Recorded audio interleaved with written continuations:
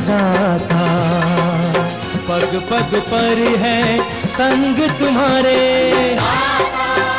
अन्नदाता। लहू किसानों का बन के पसीना सींचता है धरती का सीना।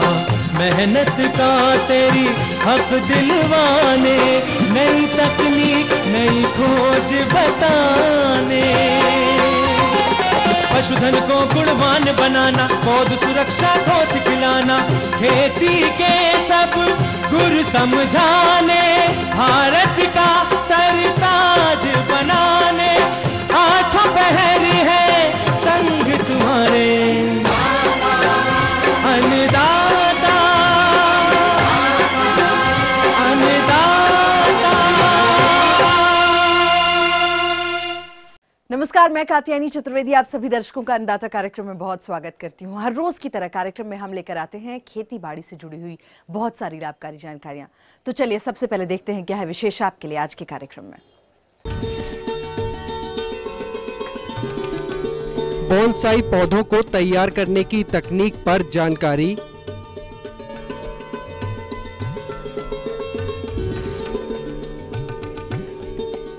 तिल की उन्नतशील किस्में एवं वैज्ञानिक बुवाई तकनीक,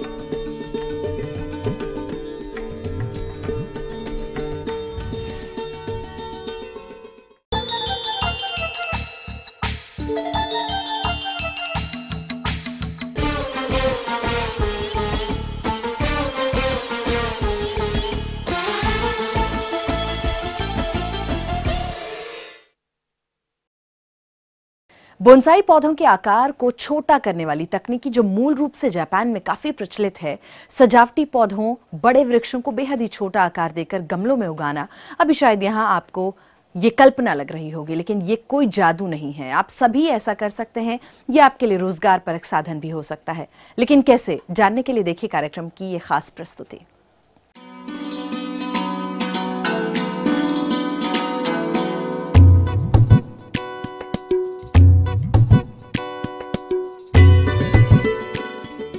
बोनसाई यानी बौने वृक्ष उगाने की कला। बोनसाई तकनीक में विशालकाय वृक्षों को बौन रूप में गमलों व प्यालियों आदि पात्रों में प्राकृतिक रूप से पनपाने की कला को बोनसाई कहते हैं। ये जापान की सर्वाधिक लोकप्रिय कला है जो अधिकांश परिवारों में पीढ़ी दर पीढ़ी से चली आ रही है। जापान से यह कला अन्य देशों में पहुंची और लोकप्रिय हुई। भारत में भी पिछले कुछ वर्षों से बोनसाई तैयार करने की कला खूब बढ़ी है। यही कारण है कि आज अपने देश में बोनसाई एक लघु व्यवसाय के रूप में उभर रहा है, क्योंकि अच्छी तैयार की गई बोनसाई को प्राकृतिक प्रेमी मुंह मांगी कीमत चुकाने को तैयार रहते हैं। यदि इसके उगाने के कुछ तकनीकी पहलुओं को जान लिया जाए तो इस व्यवसाय से अच्छी कमाई की जा सकती है। उचित वृक्ष के बीज बोकर या जो वृक्ष कलम से लगाए जा सकते हैं, उनकी कलम रोपकर नए वृक्ष पौध प्राप्त किए जा सकते हैं तथा कम आयु और छोटे आकार की पौध सीधे नर्सरी से प्राप्त किए जा सकते हैं। प्रत्येक तैयार पौध को छोटे आकार के ऐसे डिब्बों में प्रतिरोपित किया जाता है जिसके किनारों और तली में उचित आकार के छेद बने हों। इन डिब्बों में हल्का मृदा मिश्रण भरा जाता है। इन डिब्बों में नियमित रूप से उचित पोषक तत्व व पानी दिए जाते हैं। 2 वर्ष तक डिब्बों के छिद्रों से बाहर निकलने वाली हर जड़ को काट दिया जाता है ताकि वृक्ष की बढ़वार सीमित रहे। रोपण के दूसरे वर्ष के दौरान डिब्बों में लगे वृक्ष की टहनियों को नोचकर तथा तनी को साधकर वृक्ष को उचित आकार प्रदान किया जाता है। साधने का कार्य लोहे के तारों, छड़ों या लकड़ी के डंडों की सहायता से किया जाता है। तनों को मोड़कर, घुमाव देकर या सीधा बढ़ाकर बोनसाई वृक्ष को कोई अनूठा या फिर प्राकृतिक स्वरूप प्रदान किया जाता है। बोनसाई के लिए उपयुक्त कुछ पेड़ पौधे: सदाबहार पौधे जैसे चीड़, जूनिपर, बुरांस, अरुकेरिया, बॉटल ब्रश। पर्णपाती पौधे: पीपल, बांस, मेपल, होली, क्रेस, सेब, मेडन हेयर। फल वृक्ष: आम, अमरूद, इमली, नींबू, प्लम, अनार, संतरा, बेर, आंवला। झाड़ियां: गार्डिनिया प्राइड ऑफ इंडिया, शीतकालीन चमेली, बरबेरी। लाइकलक: बोनसाई तैयार करने के लिए बड़े पत्ती वाले पौधे उपयुक्त नहीं होते। पात्रों का चयन: बोनसाई तैयार करने के लिए विभिन्न आकार एवं आकृतियों वाले पात्रों का उपयोग किया जाता है। इसके लिए 15 सेंटीमीटर ऊंचे गमलों, 7 सेंटीमीटर गहराई वाली तश्तरियों, प्यालियों एवं लकड़ी के बने रंगीन डिब्बों का प्रयोग किया जा सकता है। सभी प्रकार के पात्रों में जल निकालने के लिए तली में 1 या 2 छिद्र अवश्य होने चाहिए। धातु, सीमेंट या चाइना क्ले आदि से बने पात्रों का प्रयोग नहीं करना चाहिए, क्योंकि ये पात्र धूप में शीघ्र ही गर्म हो जाते हैं, जिसके कारण पौधों की जड़ों को नुकसान पहुंचता है। मिट्टी और खाद। बोनसाई वृक्षों को लगाने के लिए पोषक पदार्थों से भरपूर मिट्टी का प्रयोग नहीं करना चाहिए। इसके लिए सदैव कम उर्वरता वाली मिट्टी का प्रयोग करना चाहिए। इसके लिए खाद तैयार करते समय 1 भाग गोबर की सड़ी खाद, 1 भाग पत्ती की पुरानी खाद, 1 भाग मोटी आकार वाली बालू व शेष मिट्टी मिलानी चाहिए। इसमें प्रति पौधे की दर से 1 चम्मच हड्डी का चूर्ण और नीम की खल्ली भी मिलानी चाहिए। पौधे कैसे लगाएं? बोनसाई वृक्षों को लगाने के लिए पौधों को नर्सरी से खरीदा जा सकता है। ऐसे पौधों का चुनाव करना चाहिए जो बहुत कम मिट्टी में छोटे छोटे पात्रों में काफी लंबे अरसे से लगे हों। पौधों को रोपने का सबसे उपयुक्त समय बरसात या फरवरी-मार्च का होता है। पौधों को भूमि से अलग करते समय व गमलों में स्थानांतरित करते समय यदि अनावश्यक मिट्टी और जड़ें लगी हों तो अलग कर देना चाहिए। ध्यान रखें कि पौधों की प्रमुख मूसला जड़ को नहीं काटना चाहिए। शुरू में इन पौधों वाले पात्रों को 3-4 दिन तक छायादार स्थान पर रखें। बाद में ऐसे स्थान पर रखें जहां सुबह की धूप 3-4 घंटे तक आती हो। बोनसाई के पात्रों को मिट्टी पर न रखकर पक्के फर्श पर रखना चाहिए। सिंचाई। बोनसाई पौधों को हल्की सिंचाई की आवश्यकता होती है। सिंचाई नियमित रूप से करनी चाहिए। गर्मी अधिक होने पर सुबह शाम पानी दें व पत्तों पर छिड़काव करें। देखरेख। बोनसाई वृक्ष पात्र में लगाने के बाद जब अच्छी तरह स्थिर हो जाएं, तब तांबे के तारों के सहारे इसकी सधाई करके इनकी मनचाही आकृति प्रदान की जा सकती है। अच्छी आकृति देने के लिए शाखाओं तथा कोपलों को काटकर अलग कर देना चाहिए। बोनसाई वृक्षों की पात्रों की मिट्टी में जब पोषक पदार्थों की कमी होने लगे तो इन वृक्षों को दूसरे पात्रों में बदलना चाहिए। आमतौर पर प्रत्येक तीसरे वर्ष पात्रों को बदलने की आवश्यकता होती है। पात्रों को बदलते समय एक बार फिर अनावश्यक जड़ें पौधे से काट देना चाहिए। वृक्षों में फफूंद रोग हो जाने पर फफूंदनाशक दवा का प्रयोग करना चाहिए। बोनसाई के लिए 3 मुख्य बातें ध्यान में रखनी चाहिए। वृक्ष का ऊपर वाला अग्रभाग इस प्रकार का हो कि वृक्ष के विस्तार का अंतिम छोर लगे। जड़ के समीप का तना अधिक आयु का लगे।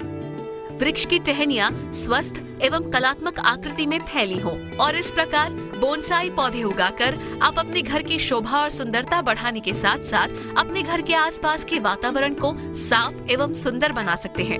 और बोनसाई से एक लघु व्यवसाय के रूप में आप अच्छी आय भी कमा सकते हैं।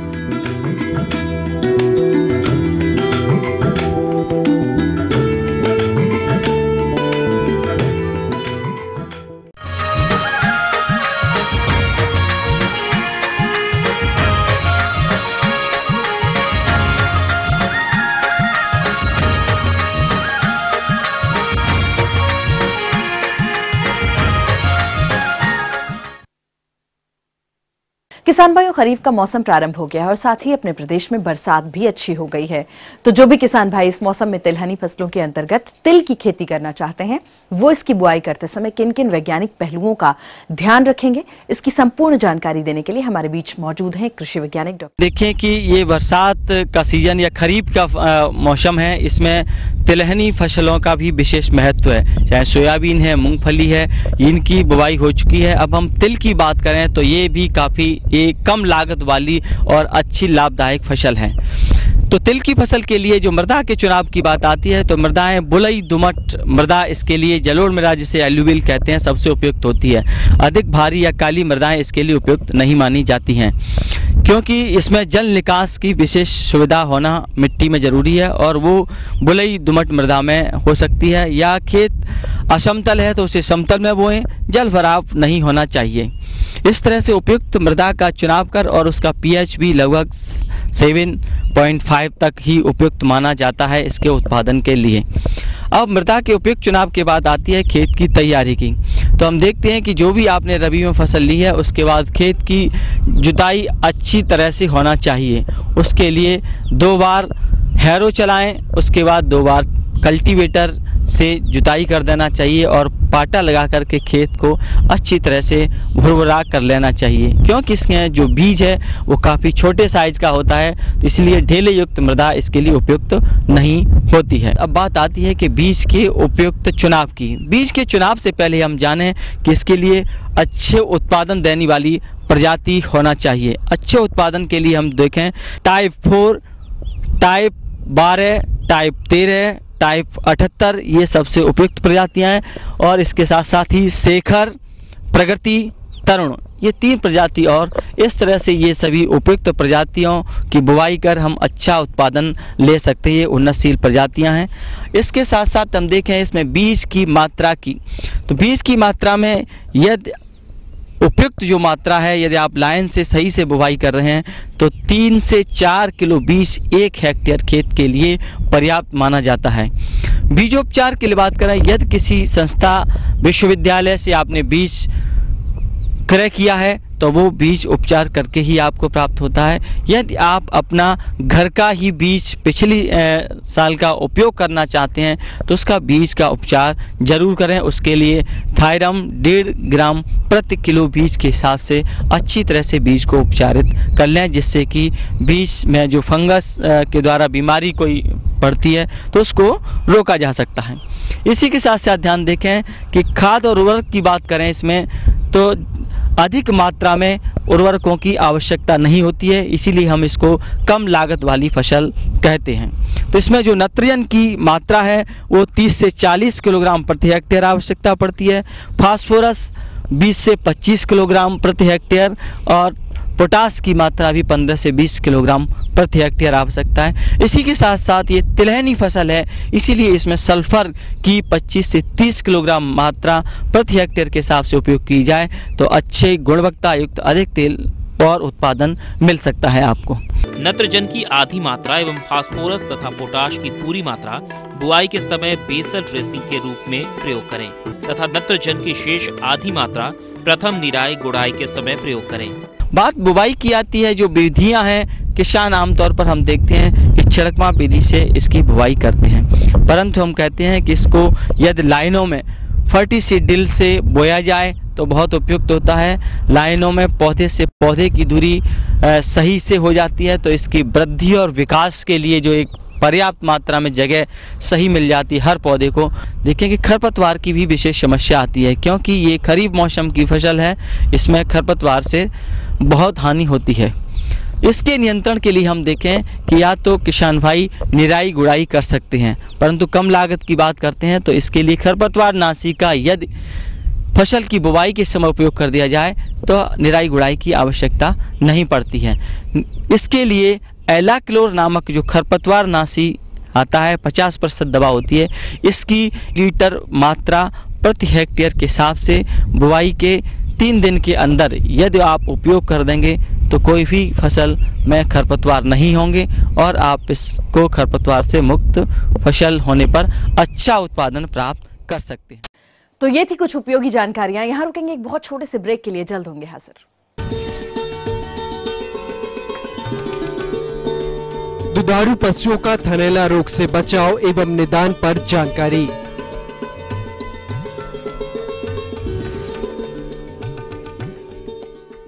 हनीमून देहरादून में हो हमार बलमू काहे सुतला दलानी माई सभा पीछे लजिया। लोकगीतों के राग गुनगुनाइए ईटीवी के साथ। धुन देखिए हर शनिवार रात 9:30 बजे।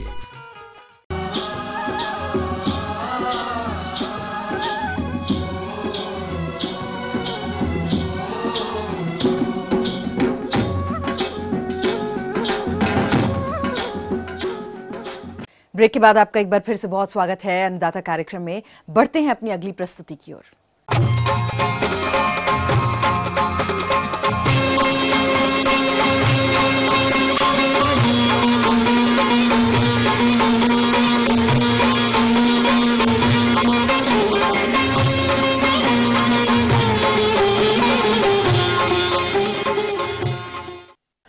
खेती और पशुपालन दोनों एक दूसरे के पूरक व्यवसाय हैं और प्रदेश का हर छोटा बड़ा किसान पशुपालन से जुड़ा हुआ है। लेकिन दुधारू पशुओं में कुछ न कुछ समस्याएं जरूर आती रहती हैं, जिससे पशुपालकों को काफी नुकसान भी उठाना पड़ता है। ऐसी ही एक समस्या है पशु के थनों में दूध का न आना या थनों का सूख जाना, जिसे हम थनैला रोग से भी जानते हैं। मेरा गाय में 3 महीना जन्म देने से हो गया बच्चा, और गाय की थन में दूध के जगह हल्का हल्का पानी आ रहा है और वो धीरे धीरे पानी खून के रूप में बदल रहा है। ये क्या बीमारी है और इसका समस्या का समाधान क्या होगा? तो क्या है इस रोग के कारण, लक्षण और उपचार, इस बारे में जानकारी दे रहे हैं जिला कटिहार के डॉक्टर प्रेमचंद्र सिंह। सुनील जी, आपका सवाल हमें ईटीवी के माध्यम से मिला। आपने सवाल पूछा है कि आपकी गाय 3 महीना पहले बच्चा दी है और फिलहाल 2-3 दिन से आपकी गाय के थन में दूध के बदले पानी आ रहा है और खून भी आ रहा है, कि ये बीमारी थनैला का रूप है। ये बीमारी बैक्टीरियल डिजीज है, यानी कि बैक्टीरिया से ये फैलने वाली बीमारी है। और ये आम तौर पर देखा गया है कि बच्चा देने से 1 महीने 1.5 महीने या दूध महीने जो गायें ज़्यादा दूध देती हैं उनमें ज़्यादातर ये पाया जाता है। किसान बंधु, इसके लिए सर्वप्रथम आप लोगों को कुछ सावधानियां बरतने के लिए कहेंगे, जिससे आप इन बीमारियों से बच सकते हैं। सर्वप्रथम आप जिस गाय को दूहते हैं, आप कोशिश ये करें कि आप अपने हाथ को या जो दूहते हैं वो अपने हाथों की सफाई ज़रूर करें। साबुन से हाथ साफ करके आप अपने गायों को दूहें, ताकि आपके गायों में दूसरे गायों या बाहरी इन्फेक्शन होने से बचा जा सके। दूसरी बात कि आप अपने गायों को साफ जगह पर रखें, क्योंकि दूध दूहने के बाद जब आप गायों को किसी भी खटाल में बांधते हैं, अगर वो उस जगह साफ नहीं हो तो नीचे से बैक्टीरियल इन्फेक्शन होने का डर रहता है, जिससे आपके गाय के थन में बैक्टीरियल इन्फेक्शन होगा और ये बीमारी पनप सकती है। किसान बंधु, जैसा कि आप लोग जानते हैं कि आप लोग देहात में रहते हैं और बहुत जगह पर सुविधाओं का अभाव है, इसके चलते भी आप ऐसी व्यवस्था करें जिससे आपके गायों के रहने की जगह पर पानी का जमाव नहीं हो और ढालुवन नुमा जगह हो, जिससे वहाँ पर पानी का जमाव नहीं हो और इस तरह के इन्फेक्शन वहाँ पर पनप ना पाए। किसान बंधु, ये चीज़ का भी ध्यान रखेंगे कि जहाँ भी गाय आप रखते हैं, दूसरी गायों से उस गायों की दूरी रखा जाए, ताकि अगर वो मल त्याग करे या फिर पेशाब करे तो वो फिर अपने जगह पर जहाँ पर आपने रखने का बनाया है वहाँ पर चला जाए। किसान बंधु, आपको बताना चाहेंगे कि ऐसी बीमारी आमतौर पर देखा गया है कि अगर एक थन के एक भेंटू, जिसको बाट बोलते हैं देहाती भाषा में, अगर एक भेंटू में हो गया तो दूसरे भेंटू में भी होने का डर रहता है, क्योंकि जो दूध बनाने की ग्रंथि होती है, जिसको एल्वेलाई कहते हैं, आमतौर पर बैक्टीरिया रहने का जगह वही है। और अगर आप उस बैक्टीरिया को नहीं मारेंगे तो एक भेंटू से दूसरे भेंटू में वो पनपते चला जाएगा और हो सकता है कि आपके गायों की चारों भेंटू में ये बीमारी हो जाए। किसान बंधु, इसमें आमतौर पर देखा गया है कि थन में सूजन होता है, बैक्टीरियल इन्फेक्शन होने के बाद दूध का आना बंद हो जाता है, दूध के जगह पर पानी आ जाएगा और अगर 2-4 दिन तक आप ऐसा इंतज़ार करेंगे तो वो पानी फिर खून में बदल सकता है। इसलिए समय रहते आप इसका इलाज कराएं, जिससे ऐसी बीमारियों से बच सकते हैं। इसीलिए समय रहते अगर किसी एक भेंटू में ये बीमारी पनपती है तो उसका जल्द से जल्द निदान कराएं। इसके लिए आप नज़दीक के पशु चिकित्सक या पशु चिकित्सालय से संपर्क कर सकते हैं। किसान बंधु, दूसरी बात जो सबसे महत्वपूर्ण है, जो दूध ज़्यादा गाय देती हैं, ज़्यादा दूध यानी कि 10 लीटर 15 लीटर 12 लीटर के हिसाब से ये दूध देती हैं, ऐसी गायों में आप अपने गायों का दूध साफ तरह से दूहें। साफ से मेरा कहने का अर्थ ये है कि थन में दूध रहना नहीं चाहिए, क्योंकि थन में अगर दूध रहेगा वो जमते चला जाएगा और इस तरह से अगर आप डेली कुछ ना कुछ दूध उसमें छोड़ते चले जाएंगे तो ये आगे चल करके इन्फेक्शन का जड़ बन जाएगा और इन्फेक्शन होगा, निश्चित तौर पर होगा। अतः आप लोगों से ये बताना चाहेंगे कि थन में बिल्कुल ही दूध नहीं रहना चाहिए, बिल्कुल साफ से दूध दुहें। अगर इस तरह की कोई बीमारी हो तो आप बाजार में उपलब्ध कुछ क्रीम है मैस्टिलेप, इसका व्यवहार करें, ताकि इस तरह का सूजन या फिर इस तरह के इन्फेक्शन से आप प्राइमरी तौर पर प्रमुखतः बचा जा सके। दूसरी बात किसान बंधु, आपको ये बताना चाहेंगे, जैसा कि अभी आपने देखा एक गाय को इस तरह की बीमारियां हुई हैं, ये गाय अच्छी गाय है और उन्नत नस्ल की गाय है, इसमें दूध देने की क्षमता अधिक है। ऐसी गायों को प्रायः आप अगर इस बीमारी से ग्रस्त हैं या देखते हैं तो किसान बंधु हम आप लोगों से आग्रह करेंगे कि जो भी गाय पालते हैं या जो गाय पालने की इच्छा रखते हैं वैसे किसान बंधु इस बीमारी से पास के किसान से सलाह लें जिनके पास अधिक से अधिक गाय हैं, क्योंकि ये बीमारी होने के बाद दूध के उत्पादन क्षमता बहुत घट जाती है। अगर आप समय रहते इलाज नहीं कराएंगे तो अगर 15 लीटर दूध दे रही है तो वो 2 लीटर पे ही आ सकती है। अतः किसान बंधु आपसे निवेदन करेंगे कि इस बीमारी का समय रहते इलाज कराएं, जिससे कि आर्थिक क्षति आपको नहीं हो पाए और ऐसी बीमारियों से आप बच सकें।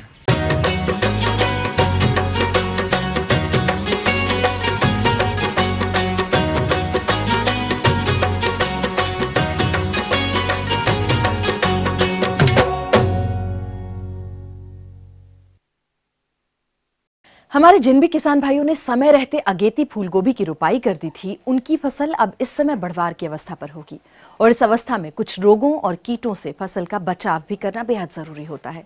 तो किसान भाइयों, फूलगोभी की फसल में आप कौन कौन से पौध सुरक्षा उपायों को अपनाएंगे, इसकी जानकारी दे रहे हैं त्रिहुति कृषि महाविद्यालय के कृषि वैज्ञानिक डॉक्टर संगीता साहनी। तो किसान भाइयों, इसमें बहुत सारी बीमारियां लगती है, जिसमें मुख्यतः अर्थ पतन या जिसे आप लोग डैम्पिंग ऑफ कहते हैं, वो बीमारियां होती है। इनके लक्षण क्या हैं? जो नर्सरी में पौधाशाला में जब आप बीज रोपते हैं तो सबसे पहले क्या होता है कि बीज या तो सड़ जाते हैं और यदि वो अंकुरित होते हैं तो अंकुरन के बाद वो विगलित हो जाते हैं। और यदि इन्फेक्शन बहुत ज़्यादा हो, पैथोजन है, यदि सॉइल में बहुत ज़्यादा है तो जो पौधे उससे निकलते हैं अंकुरित होके, तो बीज पत्र जो हैं वो समय से पहले ही गिर जाते हैं। पूरे आप देखिएगा कि जो नर्सरी बेड है उस पर पूरा टॉपल डाउन, पूरा हॉरिजॉन्टल देखिएगा कि उसका समय से पहले ही पूरा गिर जाते हैं और इससे भी काफ़ी हद तक नुकसान पहुंचते हैं। और इसमें मुख्यतः जो सब बीमारियां हैं जो कि सॉइल से होते हैं, मृदा से होते हैं। यदि आपका सॉइल पहले से इन्फेक्टेड है तो ये सब बीमारियों का प्रकोप काफ़ी हद तक बढ़ जाती है। तो इसके निदान के लिए सबसे पहले जो है आप मृदा उपचार कीजिए। तो मृदा उपचार के लिए क्या है कि आप जो नीम खल्ली है तो इसको 5 से 10 क्विंटल प्रति हेक्टेयर की दर से आप सॉइल में सोइंग के 15 दिन पहले जो आप नर्सरी लगा रहे हैं उसके 15 दिन पहले उसको मृदा उपचार कर दें और उसके 15 दिन के बाद आप यदि बीज को रोपते हैं तो ये सब बीमारियों से, जैसे कि डैम्पिंग ऑफ हुआ, क्लब रूट हुआ, इससे आप निदान पा सकते हैं। दूसरा है कि आप या तो जो जैविक खाद होते हैं उसका भी उपयोग कर सकते हैं। आजकल ट्राइकोडर्मा काफ़ी प्रचलित है जो कि बेनिफिशियल कवक है, उपयोग कर सकते हैं। इसके लिए आपको क्या करना होगा कि 2.5 किलो ट्राइकोडर्मा का कल्चर आपको बाजार से खरीद लें और उसको 75 किलो गोबर की खाद या कोई कंपोस्ट जो यूज करते हैं उसको ले लें और दोनों को अच्छी तरह से मिला दें। और मिलाने के बाद आप क्या करें कि 1 सप्ताह के लिए कोई छायादार, जैसे पेड़ के नीचे कोई छायादार जो जगह है वहाँ पे आप रखिए और रखने के बाद उसको ढक दीजिए, जैसे कि पेपर भिंगा के ढक दीजिए या जूट का बोरा होता है उसको ढक दीजिए भिंगा के, ताकि उस पर मॉइस्चर मेंटेन रहे और उसका टेम्परेचर कभी भी 50 डिग्री सेंटीग्रेड से ज़्यादा नहीं होना चाहिए। तो इसको 1 सप्ताह के लिए दोनों को मिलने दीजिए, अच्छे से मिक्स करके 1 सप्ताह के लिए उसको सड़ने दीजिए। और 1 सप्ताह के बाद क्या कीजिए कि आप जहाँ पे आप नर्सरी लगा रहे हैं उसकी मिट्टी में इसको उपचारित कर दें, तो इससे भी काफ़ी हद तक निदान पाया जा सकता है। एक चीज़ और मैं यहाँ पे बोलना चाहूँगी कि जब आप मृदा उपचार करें तो उसके 15 दिन के बाद ही आप सीड वहाँ पे लगाएं, नहीं तो इसमें सीड का अंकुरन काफ़ी घट सकती है, इसलिए 15 दिन के बाद आप करें तो ज़्यादा अच्छा होगा।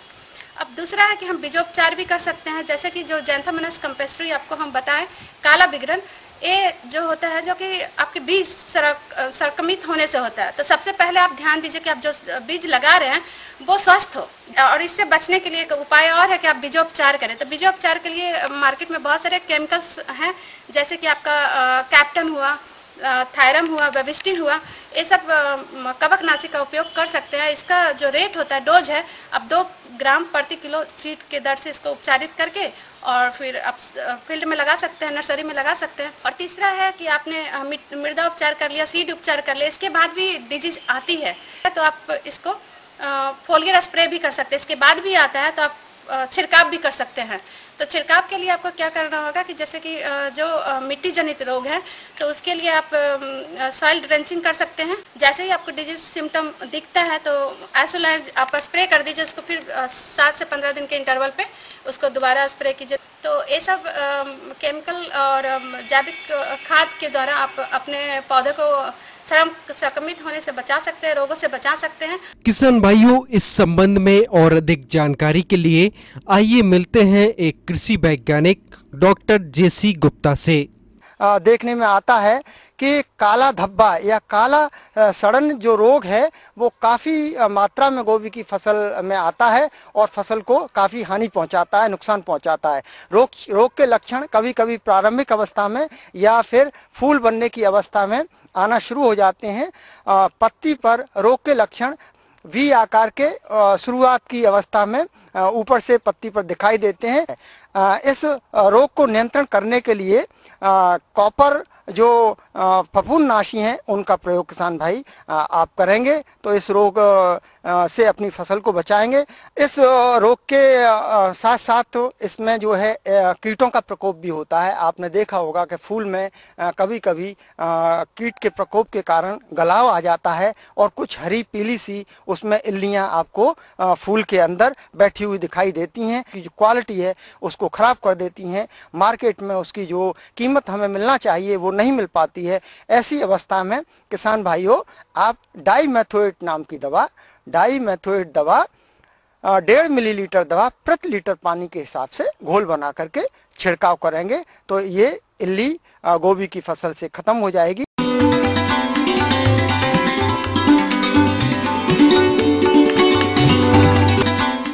अन्नदाता हेल्पलाइन निःशुल्क फोन संपर्क सेवा के माध्यम से आपके द्वारा पूछे गए प्रश्नों में से 1 या 2 महत्वपूर्ण प्रश्नों को हम अपने कार्यक्रम में शामिल करते हैं और इसी के तहत आज के चयनित प्रश्न और उसका जवाब इस प्रकार है। अन्नदाता निःशुल्क फोन संपर्क सेवा के माध्यम से कार्यक्रम में आज जो प्रश्न हमने शामिल किया है उसे पूछा है जिला मधुबनी के कृषक सुभाष यादव ने।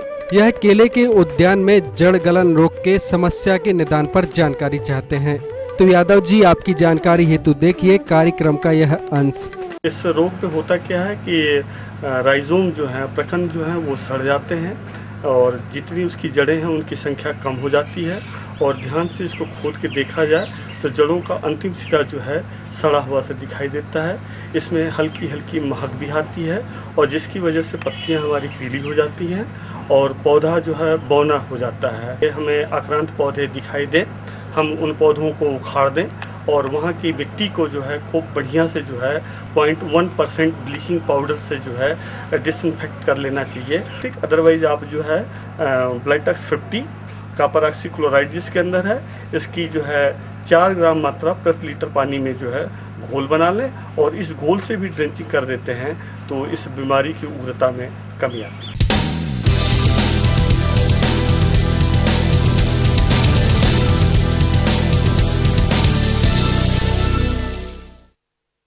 राज्य की विभिन्न मंडियों में कृषि उत्पादों के चढ़ते उतरते बाजार भाव की संक्षिप्त जानकारी इस प्रकार है।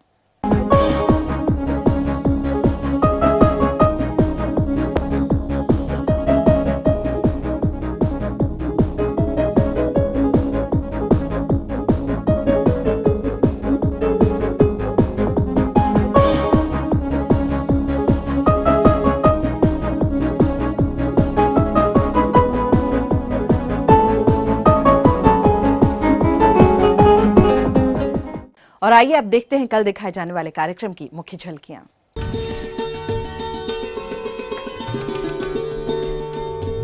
पार्थेनियम घास का समेकित नियंत्रण। हम ये उम्मीद करते हैं कि आज का कार्यक्रम आप सभी दर्शकों के लिए बेहद उपयोगी रहा होगा। किसान भाइयों, अन्नदाता आपकी सेवा के लिए संकल्परत है। कृषि संबंधित समस्या एवं सुझावों के लिए आप हमें इस पते पर संपर्क भी कर सकते हैं।